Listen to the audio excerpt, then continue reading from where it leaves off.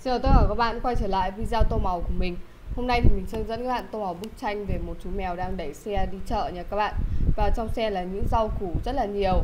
Đầu tiên thì mình sẽ tô màu chú mèo trước. Và chú mèo ở đây thì mình sẽ lựa chọn màu cam để mình tô màu chú nha các bạn.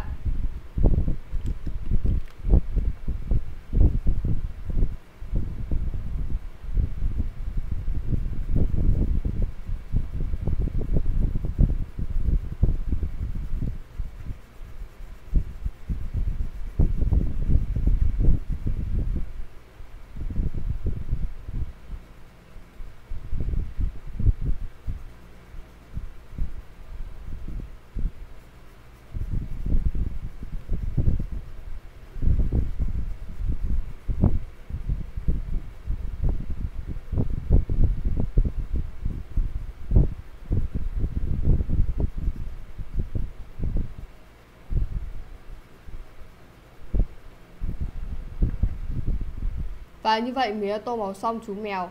Tiếp theo thì mình sẽ đi tô màu những rau củ được đặt ở trong xe nha các bạn.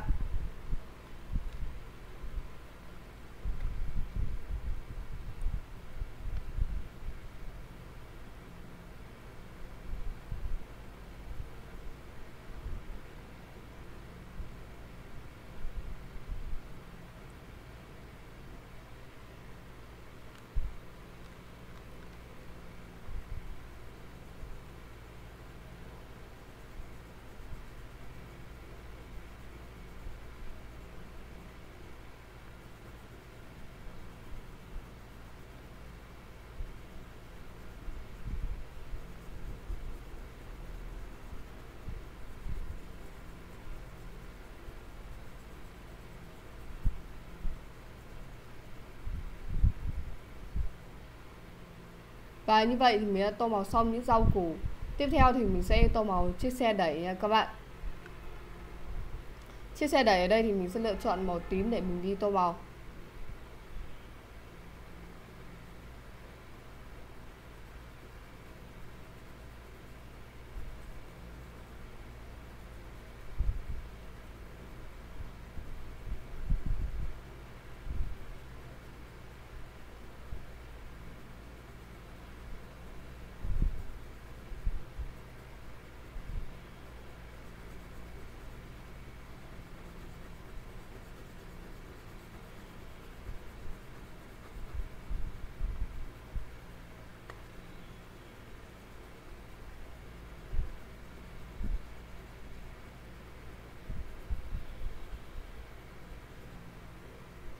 Và như vậy thì mình đã tô màu xong chiếc xe đẩy nha các bạn.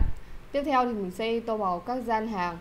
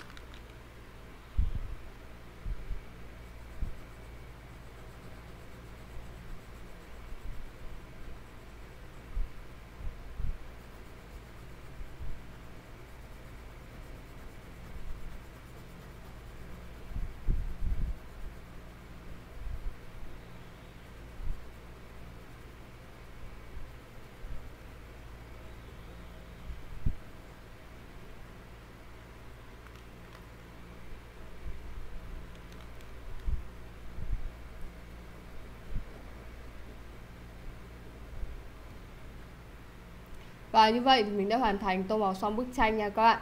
Các bạn thấy video mình hay thì nhớ đăng ký kênh và ủng hộ cho mình nha. Xin chào và hẹn các bạn các video tô màu tiếp theo của mình.